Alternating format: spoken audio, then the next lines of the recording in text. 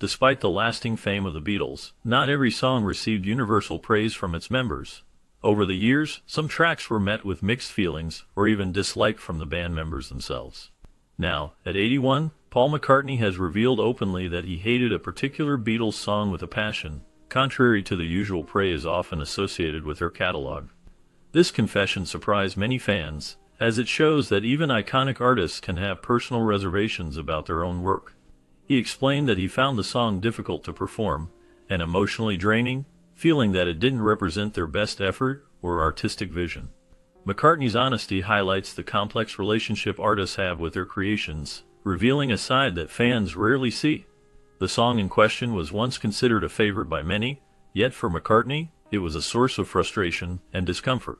Sharing this behind-the-scenes insight offers a more human look at the band's history and the struggles behind creating timeless music. It also demonstrates that even legends like McCartney grapple with doubts about their work. This revelation adds a new layer of understanding to the enduring legacy of the Beatles, and how personal opinions about their music can change over time. Since the formation of the Beatles in Liverpool, England in 1960, Paul McCartney played a vital role in shaping one of the most famous and influential bands in history. Before the Beatles, John Lennon formed a skiffle band called the Quarrymen in 1957, which was a popular style of music among young people at that time. It was during a church fete that Paul McCartney met John Lennon, and their meeting led to McCartney joining the band. With Paul McCartney now a member, the group's sound began to develop and gain attention. In 1958, George Harrison also joined the group, adding a new dimension to their music. Throughout these early years, the band went through several lineup changes as they tried to find the right combination of members. Despite these changes, they officially settled as the Beatles in 1960, and their lineup consisted of John Lennon, Paul McCartney, George Harrison, and later Ringo Starr. This lineup remained stable during their rise to international fame. Throughout their career, McCartney contributed to the band's unique sound with his songwriting, vocals, and bass playing, helping to revolutionize popular music. Their formation and early years are crucial in understanding how they became a band that changed music forever. After forming the Beatles, Paul McCartney and his band members signed with EMI's Parlophone label in 1962. This record deal marked the start of their official recording career. On October 5, 1962, they released their very first single, titled Love Me Do. This song introduced the world to their unique sound and quickly gained attention. Following this, they released a second single called Please Please Me. This track became a major hit and reached number 1 on the UK charts, making the Beatles the top band in Britain at the time. The success of Please Please Me helped them gain a large following and paved the way for their debut album, also named Please Please Me. The album was released soon after and was very popular, staying at the top of the UK album charts for 30 weeks. This impressive start launched their career into widespread fame and set the stage for many more hits to come. Paul McCartney, as a key member of the Beatles, played an important role in creating these initial successes that made the band one of the most famous and influential groups in music history. Their early days with their first single, an album, marked the beginning of a musical revolution that continues to be remembered today. After Ringo Starr, whose real name is Richard Starkey, joined the Beatles as their drummer in 1962, the band's sound and dynamic began to change. Replacing Pete Best, Starr brought a new rhythm style and a calm, friendly personality that fit well with the group. His drumming was steady and reliable, helping to keep the band's songs tight and lively. His easygoing nature made him popular not just within the band, but also with fans. The Beatles' rise to fame accelerated after Starr became a member, and they quickly gained a large following. One of the most important moments in their career was their first trip to the United States. During this visit, they appeared on The Ed Sullivan Show. The performance was seen by an incredible 73 million viewers, making it one of the most watched TV events at the time. This appearance is considered a turning point because it introduced millions of Americans to the Beatles' music and style. It marked the beginning of Beatlemania in America, a wave of excitement and enthusiasm for the band that would last for years. Their performance on the show helped catapult them into international superstardom and brought their music to a wider audience. From that moment on, the Beatles' popularity continued to grow, and Ringo Starr's role as drummer became an essential part of their success. His simple but effective drumming style, combined with his friendly personality, made him an important member of one of the most influential bands in music history. As they continued to produce hit songs and perform worldwide, Starr's contributions remained an important part of the Beatles' legacy. The Ed Sullivan Show appearance remains a historic moment, symbolizing the band's breakthrough into the American music scene. Moving from their early days, Paul McCartney and the Beatles achieved great success with their third album called A Hard Day's Night, which came out in July 1964. This album was more than just music. It was the soundtrack to their first feature film, also named A Hard Day's Night. The movie and the album both caught the attention of fans around the world and became big hits. The film's success helped make the Beatles even more popular, showing how their music could work well on the big screen. After that, in December 1964, they released their fourth album titled Beatles for Sale. This album showed a shift in their music style. By then, the Beatles were tired from performing so much, especially from their endless touring schedule. Despite their tiredness, the album still sold well, proving their popularity. Over time, Paul McCartney and the band kept changing their sound and experimenting with new musical ideas, which marked the beginning of their musical evolution. Their ability to adapt and grow as artists helped them stay relevant in the fast-changing world of music. With each new album, they moved forward, exploring different styles and sounds, and in doing so, they influenced many other musicians. Paul McCartney's talent and creativity played a key role in shaping the Beatles' success and their ongoing musical journey, which included both film projects and the development of new styles that kept fans interested and inspired. After exploring the evolution of the Beatles' music, it is important to highlight two of their most influential albums, Rubber Soul and Revolver. Rubber Soul was released on December 3, 1965, and marked a major change in the band's musical style. Before this album, the Beatles were mostly known for catchy pop songs, but with Rubber Soul, they moved toward more mature and meaningful lyrics. The songs became more thoughtful and deep, reflecting their growing interest in new sounds and ideas. The album also featured experimental sounds, such as unusual instruments and production techniques, which added richness and variety to their music. Critics praised Rubber Soul for its artistic growth, and fans loved its fresh style, making it a commercial success worldwide. Following this, the Beatles released their seventh album, Revolver, on August 5, 1966. Revolver took the band's experimentation even further. It included different musical influences, such as classical music from Europe, Indian music with instruments like the sitar, and the emerging psychedelic rock sound that was becoming popular at the time. By blending these diverse elements, Revolver created a unique and innovative album that broke traditional boundaries. Many music experts consider Revolver one of the greatest albums of all time because of its originality, creativity, and influence on future musicians. Both albums showed how the Beatles, with Paul McCartney as a key member, continued to push the limits of popular music, inspiring countless artists and changing the sound of modern music forever. After years of performing live and captivating audiences around the world, Paul McCartney and the Beatles made the difficult decision to end their touring days in 1966. This choice was driven by the growing pressures and dangers associated with performing live concerts. As their fame increased, so did the challenges of keeping up with the demands of touring, which often involved intense schedules, long travels, and the risk of equipment failures or safety concerns.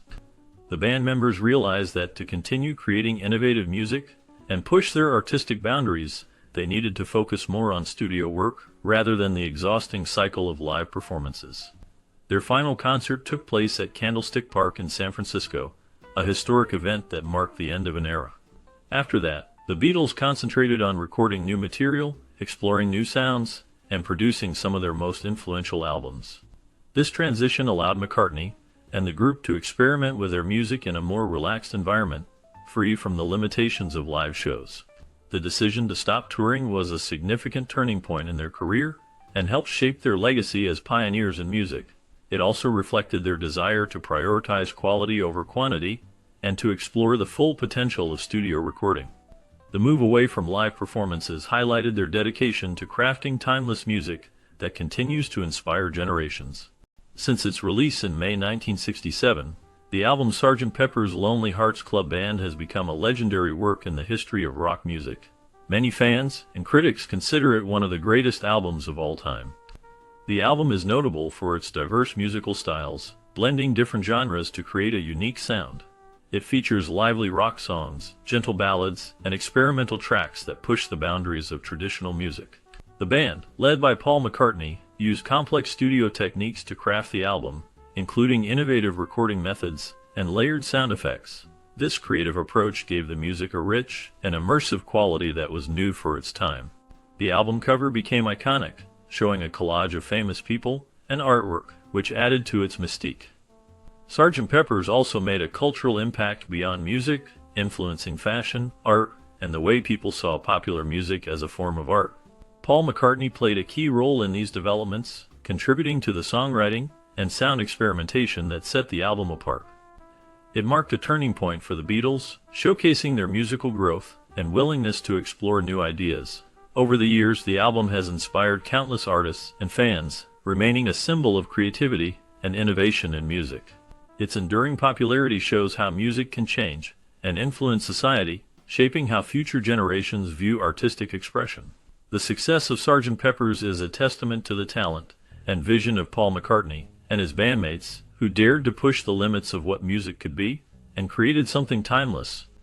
After the death of Brian Epstein on August 27, 1967, the atmosphere around the Beatles changed significantly.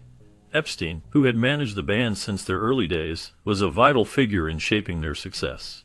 His death was caused by a drug overdose. Although the band members continued to enjoy their popularity and record new music, tensions grew among them. The loss of Epstein affected everyone, as they lost not only a manager, but also a guiding figure who helped keep them united. Despite this difficult period, the Beatles pushed forward and released the album and film Magical Mystery Tour in 1967. This project was different from their previous work because it was experimental and colorful, reflecting the changing times and their own evolving styles. The album contained innovative songs that became classics and helped define the psychedelic era of music. The film, though not a traditional story, captured the whimsical, surreal spirit of the album and became a visual representation of the band's creative journey. In 1968, the Beatles took a big step by founding their own record label called Apple Corps. This move allowed them more control over their music and business decisions. The label also aimed to support other artists and foster new musical talents, representing the band's desire to innovate beyond just their recordings. Even with the hardships and changes, Paul McCartney, along with John Lennon, George Harrison, and Ringo Starr, continued to create music that influenced generations. Their resilience kept their legacy alive, and their work during this critical period showed growth and an ability to adapt under pressure. After traveling to India in 1968, the Beatles took time to deepen their spiritual understanding and explore new musical influences, which reflected in their work that year. During the same period, they released a groundbreaking double album called The White Album, which became famous for its plain white cover and its wide variety of musical styles. The album included songs that ranged from rock and folk to experimental sounds, showing how each band member's unique personality and musical ideas contributed to the project. Though the music was diverse, it also revealed growing tensions among the band members as they worked through their differences and creative conflicts. This tension and variety made the White Album a significant recording in their career and in the music world. In addition to their music, 1968 saw the release of an animated film titled Yellow Submarine. This film became a cult classic because it had vibrant visuals and a whimsical story that appealed to fans of all ages. The movie was filled with songs by the Beatles, including some from the White Album, and it showcased their playful side. The Yellow Submarine film and its music celebrated the band's experimental spirit and their ability to create imaginative worlds. Overall, 1968 was a pivotal year for Paul McCartney and the Beatles, marked by artistic growth, spiritual exploration, and cultural impact through their albums and movies. After working with the Beatles for many years and achieving worldwide fame, Paul McCartney played a key role in some of their most memorable moments. In 1969, the Beatles took a bold step by performing their final public concert on the roof of the Apple Corps building in London.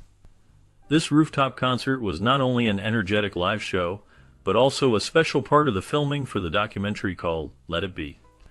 The performance lasted for about 40 minutes and became famous as the last time the band played together in front of an audience. It showed their passion for music and their willingness to create an unforgettable moment, even in their final days as a band. Around the same time, the Beatles released their 11th studio album called Abbey Road.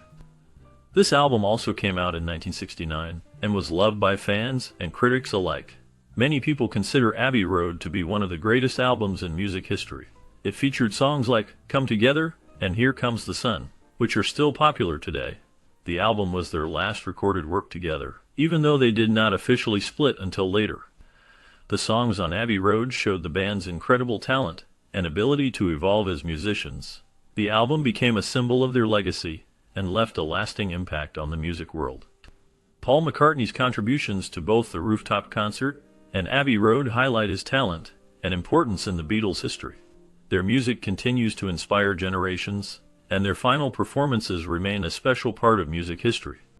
After the Beatles' breakup in 1970, Paul McCartney focused on his solo career and formed a band called Wings. Wings became very successful, and they released several popular albums such as Band on the Run, Venus, and Mars, and Wings at the Speed of Sound. McCartney's music with Wings showed his talents as a songwriter and performer, and helped him build a new path after the end of the Beatles. Besides working with Wings, McCartney also released many solo albums and continued to write and perform music. He became known for his energetic live shows and for producing songs that people of all ages loved.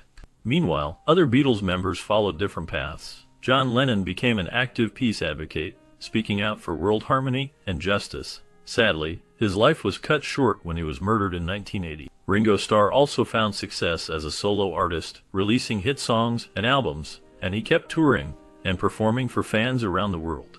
George Harrison, another talented member, became a successful solo musician as well. His career included hits and albums that showcased his love for music and spirituality. Harrison passed away in 2001, but his music continues to be remembered.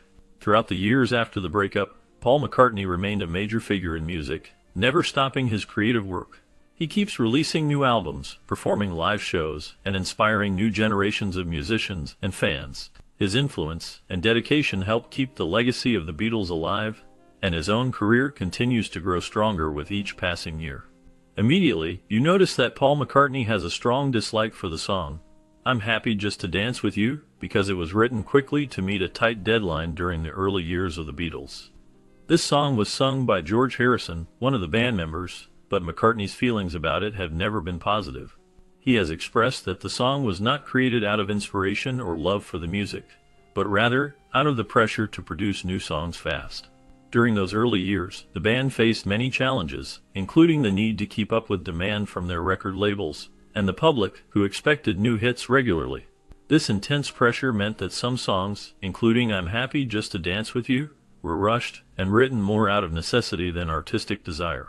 For McCartney, this song represents a period when the band was forced to work quickly and often lacked the time or space to craft songs that truly reflected their creativity.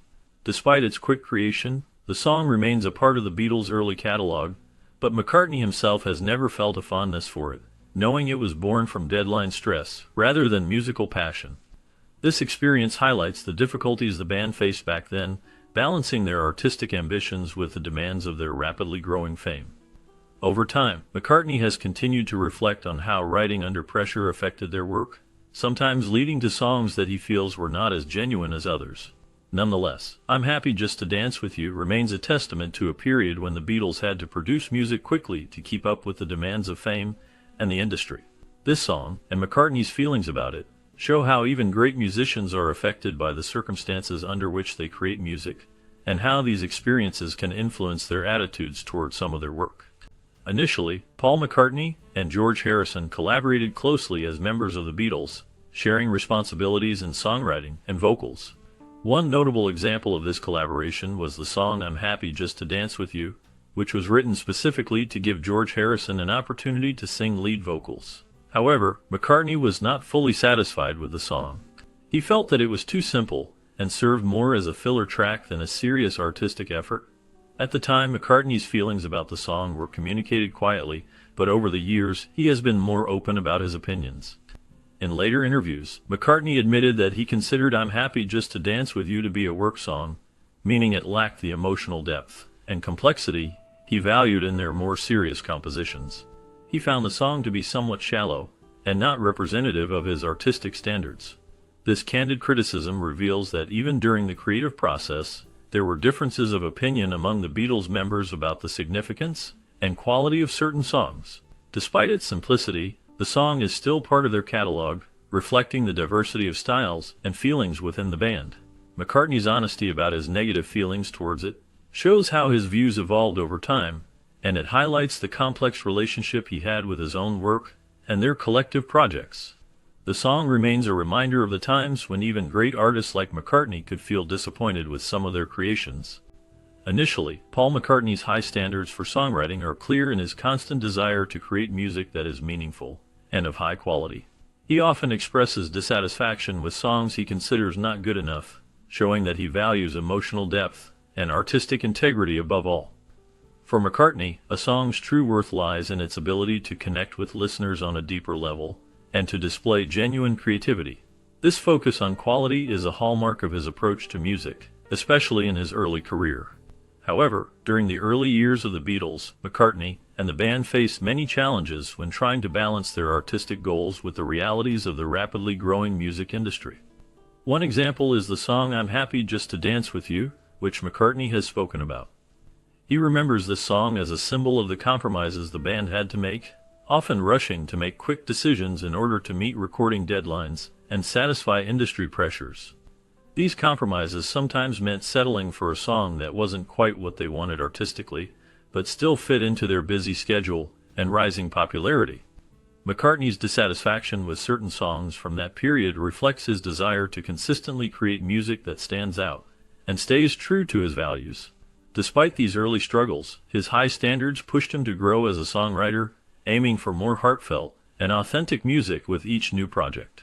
Over time, these experiences and the lessons learned from early compromises influenced his later work, guiding him toward deeper artistic exploration.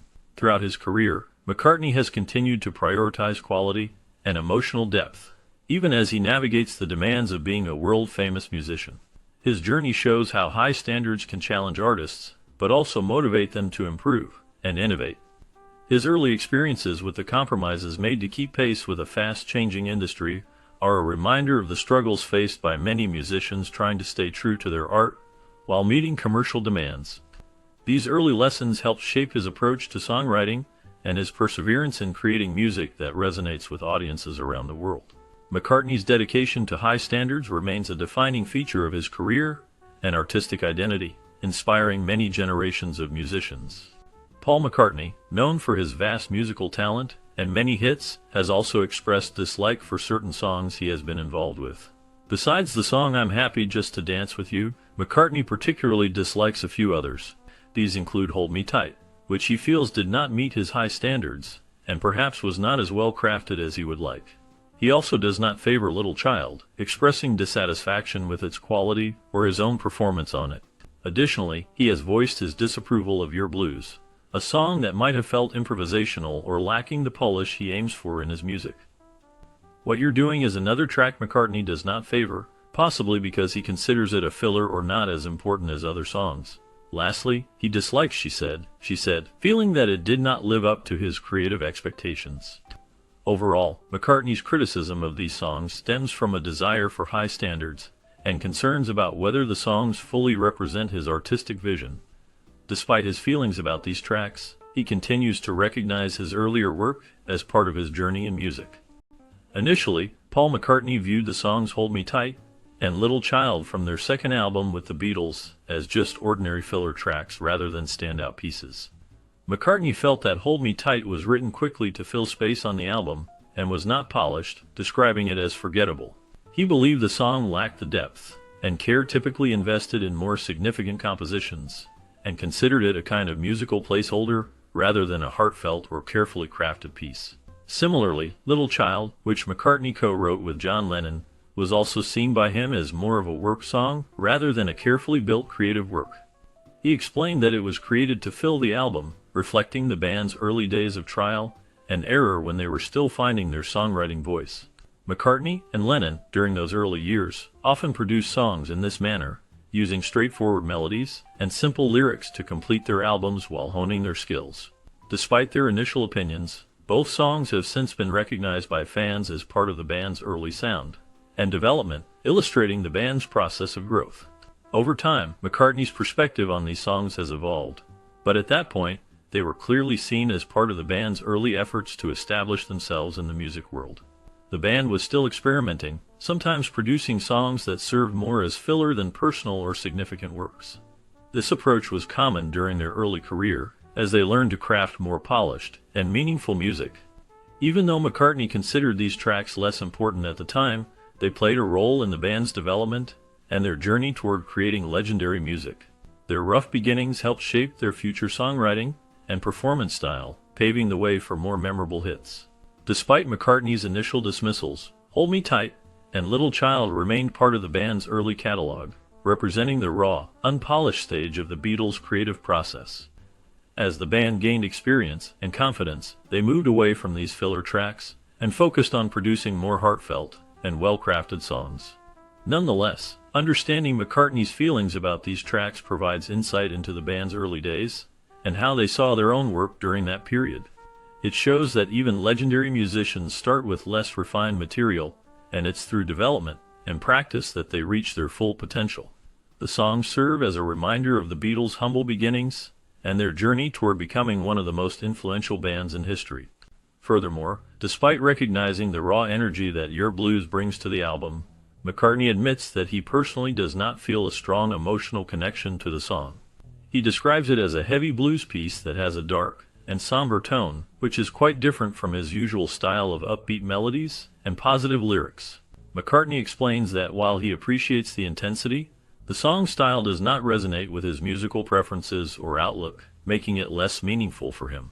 Similarly, he offers criticism for the song What You're Doing, stating that it lacks the depth and originality he values in his music.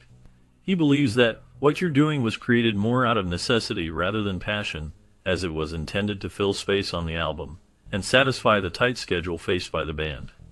McCartney feels that the song does not meet the standards of a well-crafted or meaningful piece, and it falls short of his expectations for creative and impactful songwriting. Despite his admiration for some of the album's raw energy, he indicates that these particular tracks did not fully reflect his artistic ideals or personal feelings about music. Despite being a member of the Beatles, Paul McCartney did not have a strong attachment to the song. She said.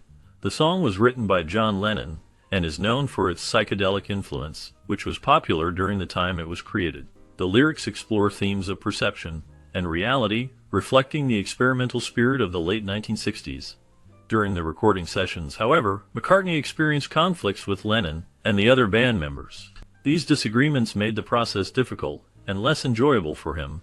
Because of these disagreements and his feelings of being disconnected from the song, McCartney expressed dislike for She Said. He felt that the tensions during recording affected his ability to connect with the song fully. Despite the song's popularity and its significance within the Beatles' catalog, McCartney's personal feelings about it remained somewhat negative. He was often more interested in the melodies and arrangements that he contributed to the band. The song remains a notable piece for its psychedelic sound and its place in the Beatles' experimental phase. But McCartney's perspective highlights how the dynamics in the studio can influence artists' feelings about their work. Overall, She Said stands as an example of how internal conflicts and personal connections can impact musicians' opinions about their creations. Certainly, from the very beginning of his career, Paul McCartney has been known for his high standards for songwriting and recording. He always strives to create music that touches people's hearts and makes a real emotional impact. Whether working on a new song or refining a recording, he pays close attention to every detail, ensuring that each part fits perfectly and expresses the feelings he wants to share. McCartney believes that music should connect with listeners on a deep level, and he takes pride in his ability to craft melodies and lyrics that evoke strong emotions. Throughout his long career, he has remained committed to these high standards, constantly seeking to improve and innovate. If a song doesn't meet his strict expectations, he feels dissatisfied and is willing to put in extra effort to make it better, sometimes rewriting parts or experimenting with different sounds until he gets it just right. His dedication to quality has helped him produce many timeless hits that continue to resonate with audiences worldwide. McCartney's consistent pursuit of excellence shows how much he cares about his art and his audience, and it is one of the reasons he remains an influential and respected musician today. His standards have pushed him to be the best he can be, always aiming for music that truly connects and lasts. Building on that, The story of Paul McCartney's candid admission reminds us that even the most celebrated musicians have their own struggles and doubts. It shows that behind the fame and success, artists are human and can feel disappointed or frustrated with their work. McCartney's honesty gives fans a new perspective and makes the band more relatable. It also encourages us to see their songs not just as perfect masterpieces, but as human creations that sometimes cause discomfort or challenge. This reveal about his dislike for a song he once helped make shows how perspectives can change over time. It helps us understand that greatness does not mean perfection, and that expressing honest feelings is part of being true to oneself. By sharing this, McCartney shows that everyone, even legends, can have complicated feelings about their work. The story makes us appreciate the Beatles' journey even more, reminding us that honesty about our feelings can be a powerful part of growth and understanding. It adds depth to their legacy and shows that art can be a complex, emotional experience for everyone involved.